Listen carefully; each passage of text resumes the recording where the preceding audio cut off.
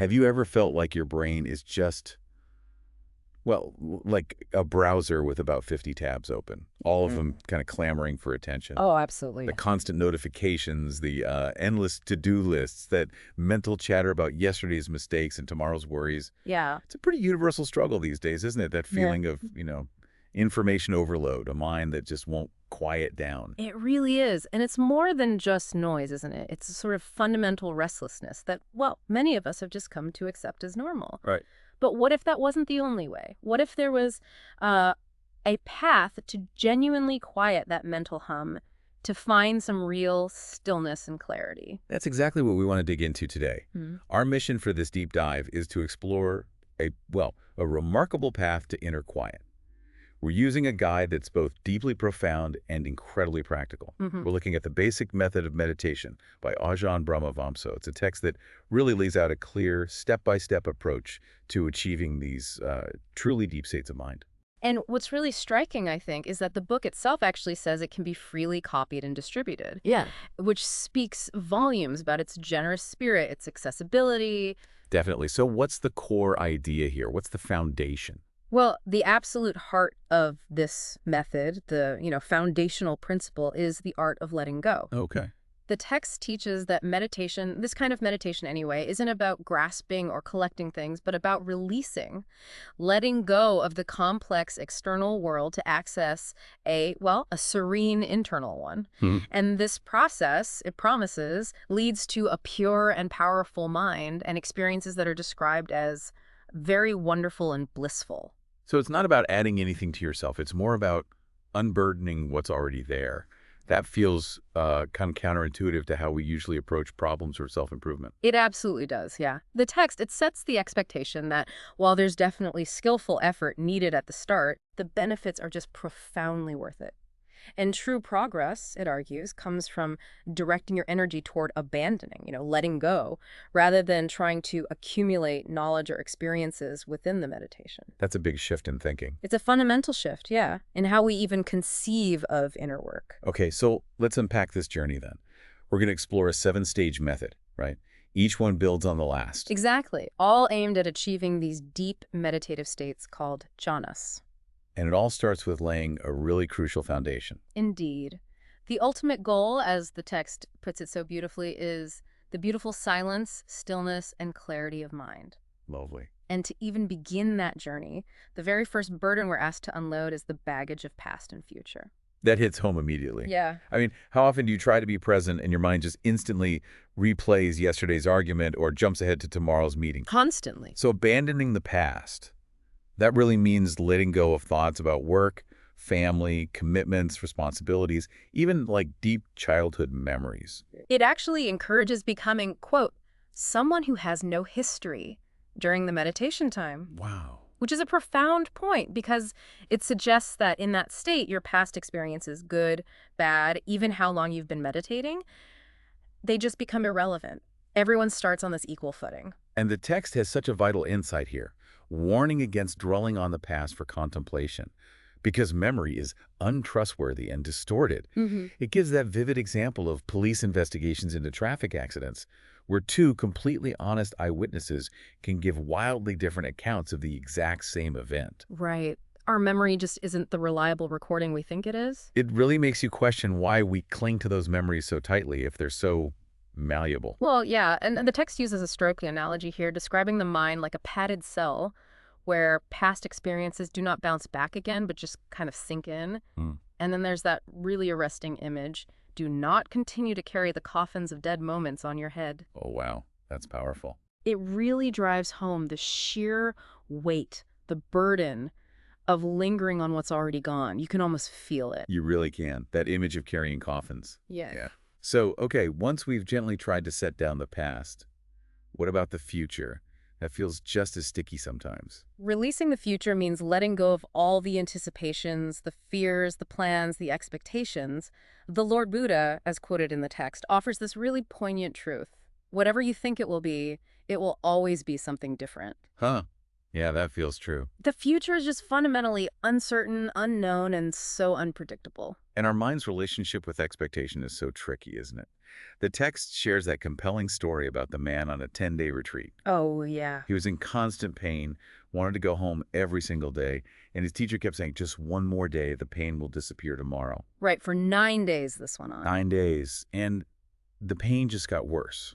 But then on the very last day, when he'd finally given up hope, basically, Yeah. boom, the pain completely vanished. It's such a perfect illustration of how the mind, when it's finally unburdened by expectation, can produce these completely unexpected results. Yeah. And it offers real wisdom for those times you feel like you're having a bad meditation, where frustration just builds. Definitely needed that reminder. The text compares it to working all week without getting paid until payday finally arrives on Friday.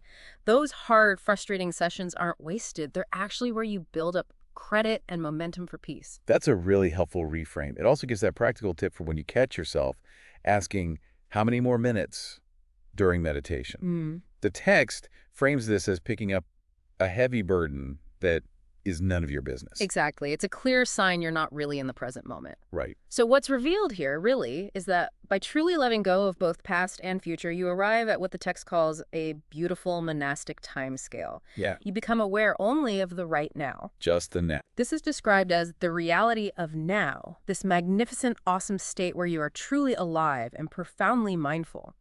And that becomes the solid foundation for the deeper stages. Okay, so foundation laid. We've let go of past and future, at least tried to. Now we move into part 2, deepening of the stillness.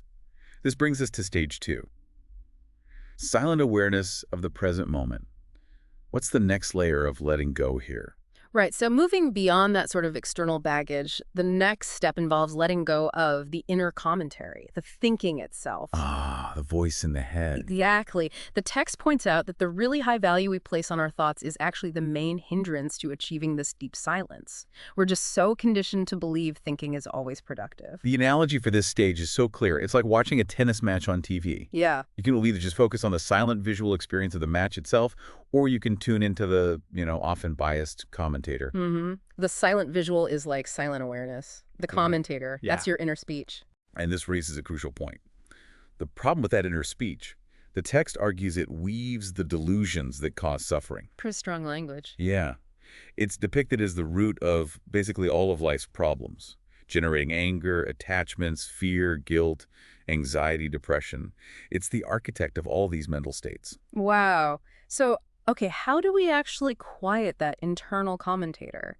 Our brains feel so wired for constant thought. It seems like a huge task. Well, one key is cultivating this refined present moment awareness, being so utterly present that there's simply not the time to comment on what just happened. Okay. The text likens the mind to a host at a party, greeting each guest, each experience one by one, without getting drawn into a long conversation. I like that. You can't afford to chat with one guest if you're going to be ready to greet the next one arriving immediately after. That's a great way to visualize maintaining that focus without getting tangled up in the story. Right. And you also learn to perceive the space between thoughts, noticing that silence is shy. It tends to vanish if you start thinking about it or talking about it internally. Right, okay. And when you cultivate this level of inner silence, the text says the liberation is immense. It's described as giving up another great burden, like taking off a big, heavy rucksack you've carried for decades without even realizing it.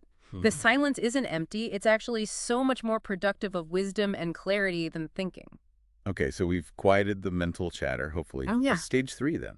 Stage 3 is silent, present moment awareness of the breath. Now, this is a significant shift. How so? You go from being silently aware of whatever happens to arise in your awareness to choosing one thing, the breath, as your single sole focus. This is about letting go of diversity and moving to its opposite, unity. Unity. That sounds like a real relief after managing all that mental noise and different experiences. It absolutely is. The text uses another powerful analogy. Imagine having 6 telephones on one's desk ringing at the same time. Stressful just thinking about it. Right. So focusing on just one thing, like the breath, is such a relief it generates bliss. But, and this is important, the text reiterates that success here really depends on having properly subdued those first 2 major obstacles: mind wandering, past future, and inner speech. So you can't really skip ahead. No. Rushing these stages, it warns, just leads to frustration. You have to build the foundation. Okay, so when focusing on the breath, does it matter where in the body you feel it, like nose tip, abdomen? Nope, not at all. Doesn't matter where you feel it. The key is to focus on the experience itself, that which tells you what the breath is doing. Got it. But a very, very common pitfall here is the tendency to control the breath. Oh, yeah. I've definitely caught myself doing that. Trying to make it deeper or slower or smoother. And that's the doer stepping in. Again, that part of us that wants to be in charge, wants to manage things. Right. So the text offers another brilliant analogy. Be just a passenger in a car looking through the window at your breath. You're not the driver. You're not even the backseat rider telling it what to do. Okay. The instruction is simply, let the breath do the breathing while you simply watch without interfering. Just watching. Passively, silently, letting it be exactly as it is. Okay. This leads us naturally to stage 4. Full, sustained attention on the breath.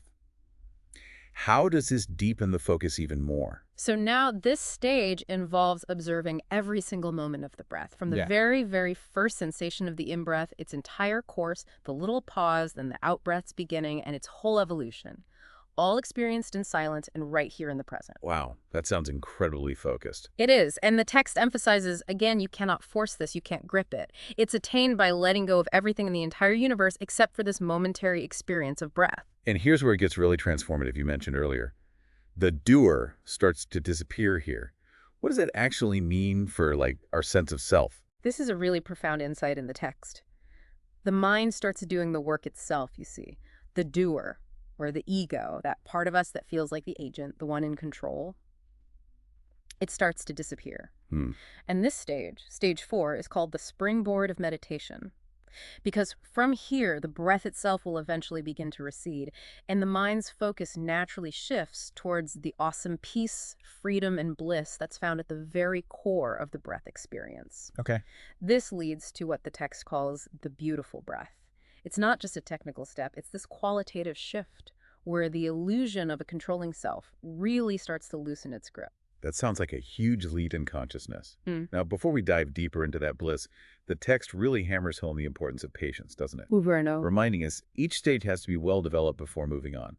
You use that great analogy of constructing a tall building with inadequate foundations. That just comes tumbling down if you rush it. Yeah. It suggests maintaining stage 4 for maybe 200 or 300 breaths in succession with ease. This is a lot of patience. It is. And the counterintuitive wisdom here is simply patience is the fastest way. Rushing just creates frustration and blocks real progress. Yeah. So that patience itself is a form of letting go of the desire for results. Right, letting go of wanting. Okay, so with that patience hopefully cultivated, we then move smoothly into stage 5. Full, sustained attention on the beautiful breath. How does this transition happen? Well, it tends to flow pretty effortlessly and naturally from the previous stage, stage 4. Yeah. As the mind settles and the observation gets really refined, the breath itself calms and deepens, transforming into this very smooth and peaceful, beautiful breath. Okay. And the text stresses again, you don't do anything. Any interference from the doer at this delicate point just disturbs the process. It truly becomes about the knower, that passive, pure awareness, just observing. And there's that little helpful trick mentioned for this stage. Yeah, a little helpful trick is suggested. You can break the inner silence just once, very gently, to think the word calm. Just once. Just once. Yeah. The mind at this stage is usually so sensitive and receptive that it obediently follows this subtle nudge. And perceptions of in versus out or beginning, middle, end of the breath, they all just disappear. So it simplifies. Exactly. It leaves only the experience of the beautiful breath appearing smooth and continuous, hardly changing at all. You're letting go of the details, focusing on the pure essence. Okay. This then brings us to stage 6. Experiencing the beautiful nimitta. This sounds like where the experience gets really deep and the breath itself actually disappears. Precisely. This is where the breath disappears, leaving only the beautiful. Wow. The text uses that wonderful analogy from Lewis Carroll's Alice in Wonderland, the Cheshire Cat. Yes. Just as the cat's body vanishes, but its smile lingers, the breath dissolves, and what remains is this smile without any lips. The text calls it an accurate analogy for the process of letting go, and the direct manifestation of the pure mental object, beauty. A pure mental object, called a nimitta. That sounds like a really unique, maybe even strange experience. It is, and nimitta is described as a mental sign, a real object in the landscape of the mind. And yes, it's often felt as extremely strange when you first experience it. How does it appear? Well, our usual perception tries to make sense of it, often describing it as a beautiful light. But the text clarifies it's not literal light, your eyes are closed. It's the mind manifesting itself. Okay. It can also be perceived as intense tranquility or ecstasy, but again, not a physical feeling. Different descriptions like white light, a gold star, a blue pearl. The text says these all point to the same phenomena. Fascinating how the mind presents itself when it gets that quiet. Exactly, in this non-conceptual, purely experienced form. So how can you tell if it's a real nimitta and not just, your imagination running wild or some kind of hallucination? That's a fair question. The text provides 6 distinguishing features to help. Okay. A true nimitta appears only after stage 5 is well developed. It appears specifically when the breath disappears. Also, external senses, sounds, body feelings are completely absent. The mind must be profoundly silent. Right. And the nimitta itself feels strange, but also powerfully attractive. And finally, it's a beautifully simple object, not complex. Those sound like pretty clear criteria. Helps avoid getting sidetracked. Definitely. They help discern genuine meditative phenomena. So what are some common pitfalls? What gets people stuck at this pivotal stage? Well, a common one is experiencing a dull or unstable nimitta. This often means one moved on too quickly from the beautiful breath stage. Impatience again. Exactly. Or that the depth of contentment is too shallow. And critically, it usually means the doer is still subtly interfering by wanting something, wanting the bright nimitta, wanting the next stage jhana. That very wanting pushes it away. So the solution is even more letting go. Even letting go of the desire for the experience itself. Precisely that. The text emphasizes cultivating deep contentment on the beautiful breath, really letting go of that hungry mind, and offering the gift of confidence to the nimitta. Confidence in the nimitta. Yeah, trusting it. This confidence allows the doer to finally relinquish all control and just disappear. You're strongly advised against assessing it, thinking, what is this? Is this jhana? Because that's the doer popping back up. Right. Instead, you just let the mind naturally incline towards the center of the experience, where the most beautiful part lies, and simply allow the mind to merge completely into that bliss. This merging, this leads us to stage 7, the first jhana. Ah. This sounds like the ultimate arrival point for this basic method. It is. It's the point where the mind fully merges in the bliss, becomes completely one with the experience. But there are 2 common and quite powerful obstacles right at this threshold. Okay. Exhilaration and fear. Exhilaration, I can totally see that. That, wow, this is it moment. Exactly. And that initial celebratory thought, that excitement, needs to be subdued in favor of absolute passivity. Let it go too. Okay. But the text suggests the more likely obstacle, and often more powerful one, is fear. Fear. Fear of bliss. It can arise from the sheer power and bliss of the experience itself, which can feel overwhelming. Or, perhaps more profoundly, fear from the realization that something must be left behind you. Meaning the sense of self. Meaning the doer. It's completely gone in jhana. Yeah. The will is frozen. You are fully, clearly aware, but all controls, all sense of personal agency are just beyond reach. Wow, that does sound potentially unsettling. It can be deeply unsettling, yeah, because it challenges our most fundamental understanding of who we are as separate, controlling entities. So how do you overcome such a primal fear? Through unwavering confidence in the Buddhist teachings, essentially trusting the path, and also by the sheer enticing power of the bliss itself that lies ahead. Right. The Lord Buddha, as quoted in the text, specifically said that jhana should not be feared but should be followed, developed, and practiced often. It's about trusting the Dhamma, the teachings, even when the ego feels threatened. So what does a true jhana state actually feel like then? What are its defining characteristics according to the text? Okay, if it's a genuine jhana, the text says it will last a long time, often many hours. Many hours, yeah. These are described as such still and satisfying states of consciousness that their very nature is to persist. And crucially, within jhana, it's impossible to experience your physical body, any pain, hear outside sounds, or even entertain good thoughts. No thoughts at all. None. There's only a clear singleness of perception and experience of non-dualistic bliss which continues unchanging. It's explicitly stated, it's not a trance where you're unconscious, it's a state of profoundly heightened awareness and clarity. Heightened awareness, but without the usual sense of self doing the awareing. Exactly. The disappearance of the doer here isn't just some technical point. It fundamentally challenges our everyday experience of having this distinct, controlling self.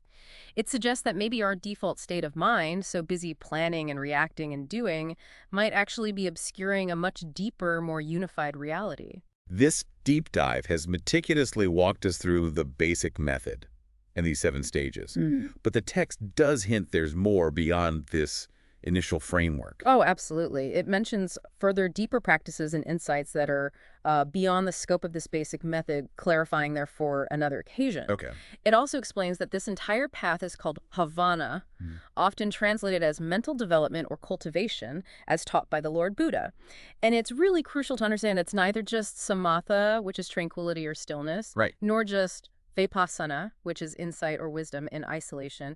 The text is clear. They cannot be separated. They're intertwined aspects of the same journey. That makes so much sense. Like, the tranquility creates the stable ground for insight to arise. And then the insight deepens the tranquility. It really supports that idea that insight dances around jhana and jhana dances around insight. Precisely. And when we connect this to the broader spiritual context, the text states that this whole path, this pavana, ultimately leads towards nibbana, that state of profound liberation and freedom. Right. The Lord Buddha himself is quoted saying that, for one who indulges in jhana, this practice leads directly towards these deeply transformative stages of spiritual awakening. Stream winner, once returner, and so on. What an incredible journey we've mapped out, really, going through these 7 stages. Yeah. From gently letting go of past and future, finding that inner silence, absorbing ourselves in the beautiful breath, experiencing that remarkable nimitta, and then finally merging into the profound bliss and heightened awareness of jhana. Yeah, quite a path. And the continuous thread woven through absolutely every step, of course, has just been this art of letting go again and again. It really has. This deep dive, I think, has offered a genuinely practical, step-by-step guide drawn straight from the source, showing how these profound inner experiences can be cultivated. It really underscores that patience, diligent practice, and that skillful art of letting go are the absolute essentials. So as you, the listener, reflect on all this, what stands out? Here's maybe a thought to mull over. If letting go of thoughts, sensory distractions, and even that ingrained sense of being a separate doer can lead to such profound clarity and bliss in meditation, what might letting go of certain assumptions, biases, or even fixed ideas about who you are, what might that mean for gaining insight and freedom in your everyday life, and maybe even in how you understand the world around you?